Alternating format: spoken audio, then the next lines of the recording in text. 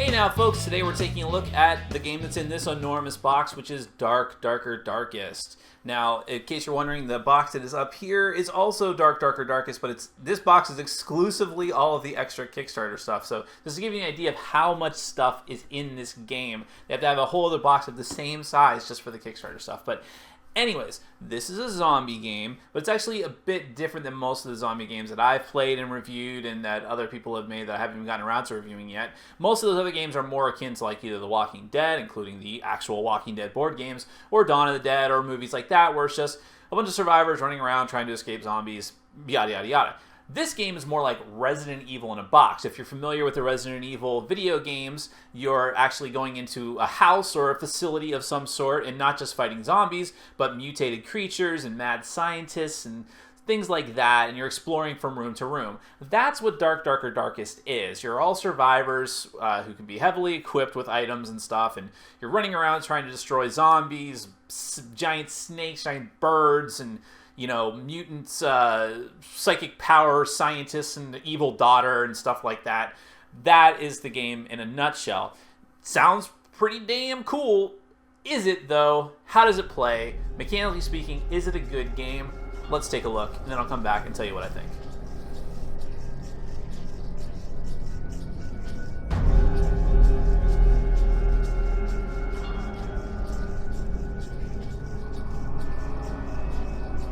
Okay, I have to confess that this overview of Dark, Darker, Darkest is going to be pretty slapdash, so to speak, because, to be totally honest, there are a lot of rules to this game. There are a lot of rules, there are a lot of pieces. I know that if I tried to even give a 75% overview of this game, I would get a lot of things wrong. So I am really just going to give you the basics of this game, and you're just going to have to go online and find the rules if you want to know the exact breakdown and everything. I'm just going to give you the flavor of what the game is. So first off, you're going to have different tiles that you start the game with. You'll have special corner room tiles, inner and outer room tiles, and you're going to use those to make up the entirety of the game board.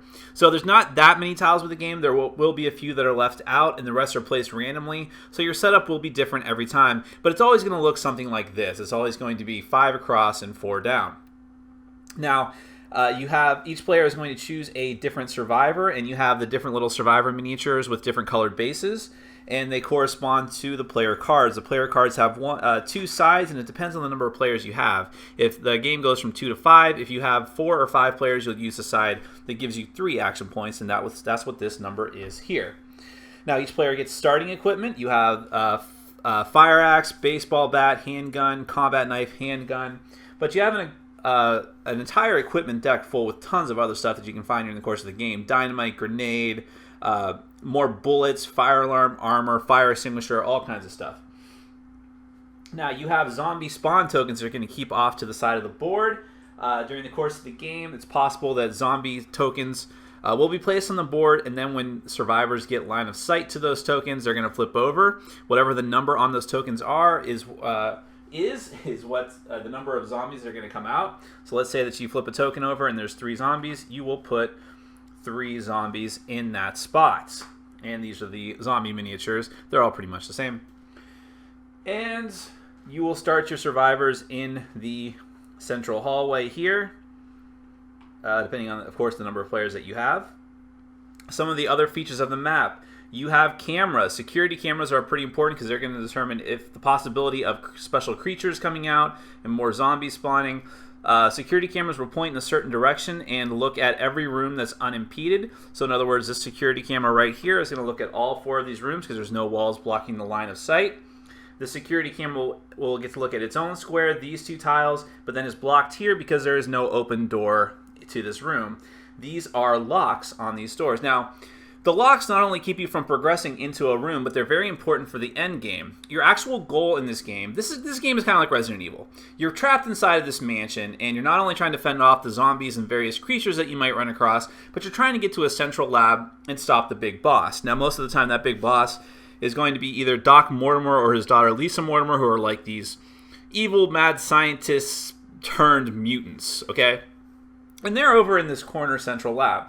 Now, the corner central lab also has the serum which prevents the spread of the whatever virus, T-virus if you're actually talking about Resident Evil, that's turning people into monsters. You need to get into that room. Well, how are you going to do that? Well, let's see if I can move this board without moving the tokens I so carefully placed onto it. You need to actually get the security codes for that room. The security codes in this game are actually icons, and you're going to pick these randomly at the beginning of the game. Now, the other side of this board, I don't want to flip it over, has a more difficult side with more spaces, which means it's more difficult to get into the lab. But you'll pick this random arrangement, and you have to try to get symbols from the locks according to here. Now, what I mean by that is the actual locks that bar the different doors in the game have some of those symbols on the other side. You need to not only get through those locks and acquire these lock symbols, but you need to get the right ones. Depending on how easy or hard it is, if you want to do this to rookie mode, which is what I set up, then these symbols that you need on that board are out here somewhere in an exact allotment. You just have to get the right locks. There's like 8 locks on the board, and you need 3 particular locks with that allotment of keys. Once you get those, put them on the board, you can get into the final lab in the corner, and you can proceed to try to take out Doc Mortimer or Lisa Mortimer, get the virus cure, and win the game. But of course, you might not want to do that right away because they're really tough battles. You need to get a bunch of stuff, equipment, gear, special abilities, level up your characters, because you can level up your characters. Down here you have this track from 0 to 10, and as you level up you can spend your experience points to get special abilities that are all unique to each of the characters. And so if you can manage that and get powerful enough, you can win the game. But there's a lot of other things you're competing with. As I said, there are zombies roaming around the board at times. Sometimes some of the rooms can catch on fire. If the rooms catch on fire and you can't put them out fast enough, it's possible that it will actually destroy sections of the mansion. And it's also possible that your survivors are going to get bitten by zombies and start gaining these virus tokens. If you get just 1 virus token, you're kind of okay. But if you get 2, the zombification process starts, and you slowly start losing your special abilities and slowly start turning into a zombie. Of course, you could also die the traditional way by putting one of your life markers here, and each survivor has a bunch of different cubes representative of their color. And if your little life tracker token gets down to here, well, you're dead anyways. You don't need to worry about zombification. You also, as you lose life, you'll lose action points as well. You'll keep your action point cubes up here at the top on your player board, and as you use them, you'll move them over here just to keep track. Now, speaking of that, there is a board in the game called the multi-tracker. The multi-tracker keeps track of a multitude of different things. Now, all of this here actually represents where your team is as far as separated room by room, because survivors will act together. When survivors split up, all the survivors in one room will act together, and then all the survivors in another room will act together, and you'll move your cubes back and forth on this. Now, the multi-tracker also keeps track of some nasty events that may happen, like fire spreading or more zombie tokens being put out, and also the darkness meter. Now, you'll put a gray cube here. You have tons and tons of little gray cubes, and as you go through the different rounds of the game, if it ever gets down to 5, darkness falls as apropos of the name, and all of the survivors will lose the game automatically. Now, how do you actually accomplish some of the tasks that you have set before you, such as killing monsters? Well, of course, like any good zombie game, you are going to be rolling dice. Each survivor has a bunch of dice of their own color, or whatever your particular color is, and you'll roll a number of these dice equal to, it depends on what your particular items that you roll and any support that you're getting from your allies, but all of them have the same faces. So these count as hits. So when you're rolling against zombies and monsters, you want to get as many of these as possible. There are actually 2 hits on a die. Now, these count as a retreat. If you roll this, you have the you can, if you want, retreat back a space or forward a space if you want, which you may or may not want to do. If you don't have any hits and you're going to get hit anyways, you might as well move back. But if you have enough range, you could also shoot and retreat at the same time. Speaking of range, if you get the little crosshairs here, that's going to increase the range of a ranged weapon that you're using, which can be very, very helpful. The arrow represents knockback, which means not only do you have the potential chance to hit an opponent, but if you do hit, you will knock them back a space. And then finally, the dreaded cancels. Now, the cancels are, as the name implies, going to cancel out one of your other die that you rolled. You get to choose which ones it gets canceled out. Now, the interesting thing here, which we actually messed up in the first game of this that we played, is that you can cancel cancels, which means if you roll more than one cancel, you can cancel one of the cancels with a cancel. Probably the funnest thing about the game. Now, instead of attacking, you can choose to search a particular room. Now, when you search, you use the same exact die, and the only thing you're really worried about are the hits. So every one of these you can get means it's more likely that you're going to be able to search and grab some equipment cards. But that comes with its own risk in the form of the terror die. You need to roll the terror die whenever you search. And whatever comes up, it's usually going to be bad. If you get this symbol, that means that zombie hordes will appear nearby, which means you'll take one of those zombie tokens, and depending on where it is, you may have to actually immediately put zombies out on the board. If you get these arrows, that means it's creature reaction. So if there is one of the creatures, which I haven't gotten to explaining yet, that is active, it gets to move and possibly attack if it can move to where you are. The bird head means that a creature will appear. If there's already a creature out on the board, then it gets to heal and possibly, I believe, move.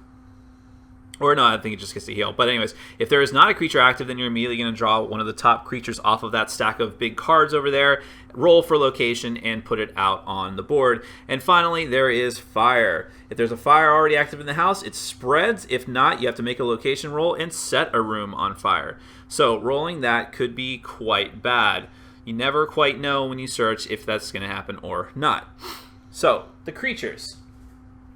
Much like in Resident Evil, these represent really, really nasty things that may pop out besides zombies. You have an undead bird. You have a security guard. Okay, a zombie with a gun, I suppose. And a zombie dog. Of course, there's always got to be a zombie dog. And let's talk about the zombie dog, since I love dogs so much. These are much harder to kill. Like, when you roll a single hit successfully on a zombie, it just kills it. Boom, you got it.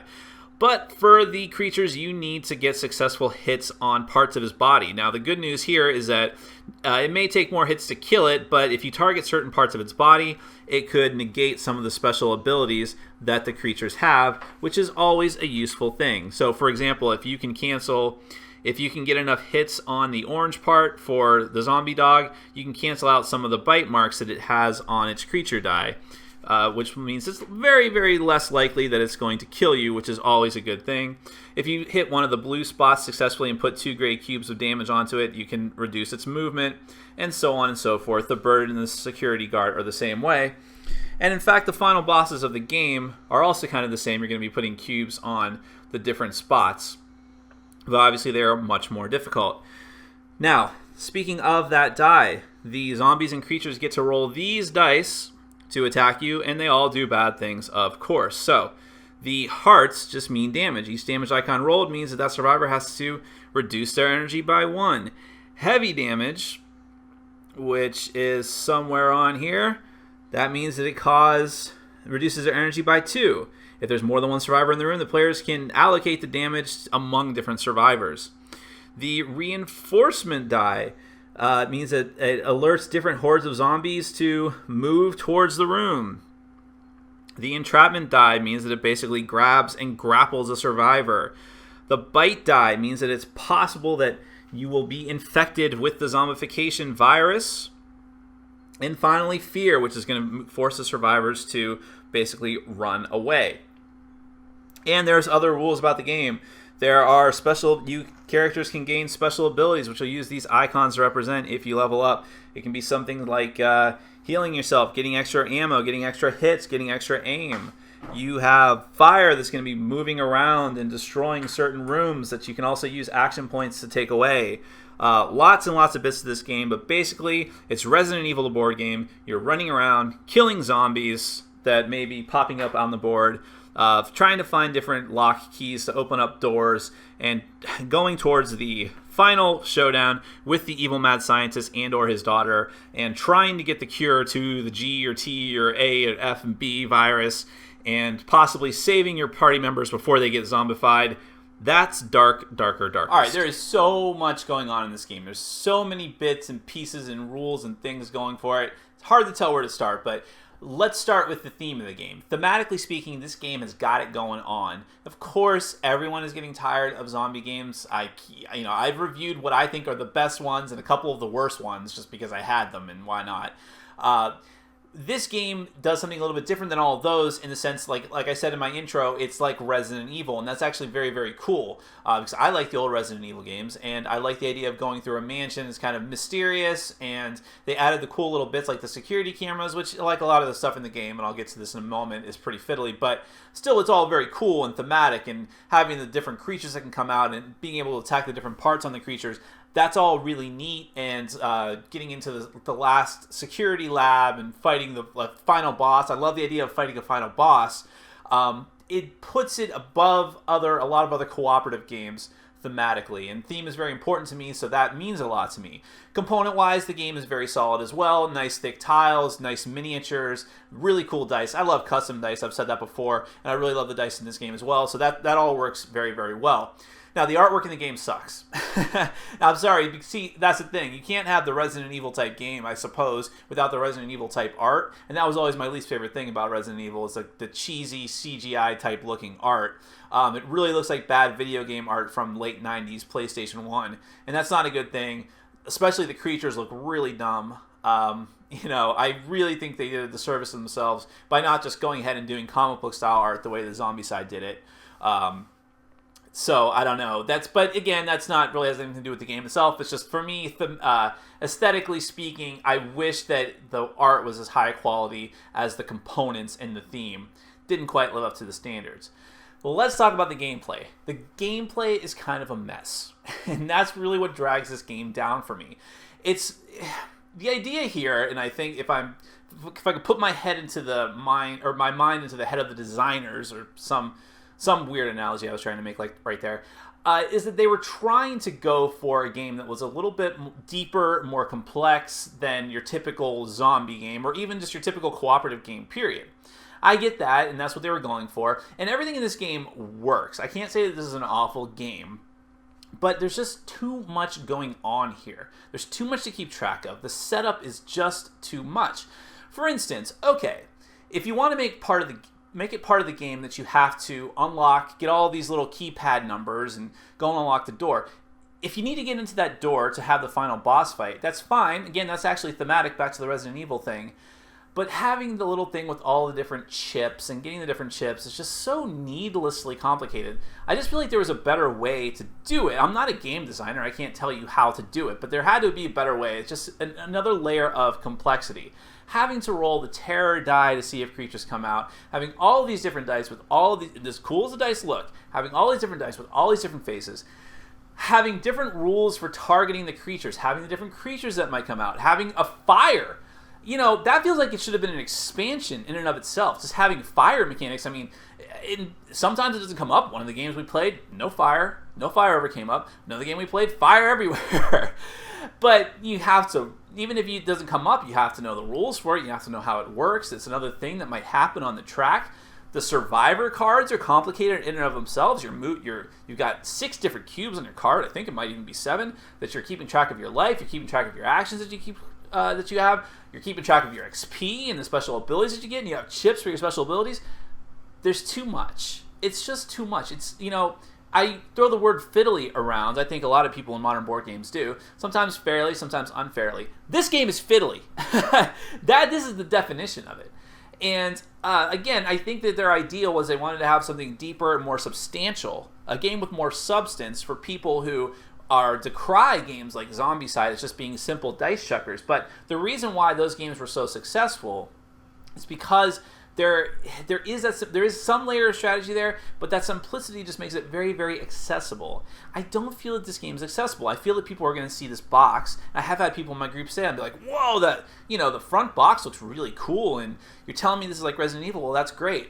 And then we sit down to play, and it takes us, 30 minutes to set up the game, 30 minutes to explain the game to new players, and then the game is way longer than the box suggests, and it's just not that exciting. We made the unfortunate mistake of playing our first game of this very late at night once, and people were falling asleep. And of course, yeah, you can blame that on being late at night, but the game was not enthralling. It wasn't exciting us. I don't know. I feel like they kind of dropped the ball here in trying to overreach and do too much.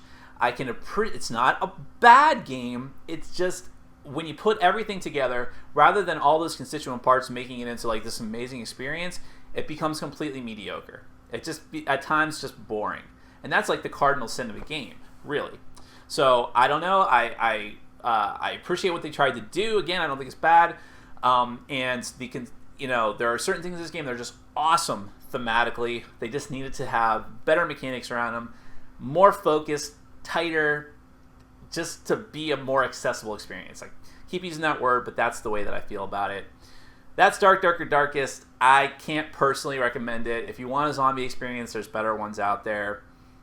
And I'm not even going to bother reviewing the Kickstarter stuff because it's just more of the same, which, it doesn't need more. Do you really need radiation zombies? No, not for this game. So, sorry to say that, but my name is Nick. This is Board Game Brawl, reminding you to get out there and game every day in every way. Take care.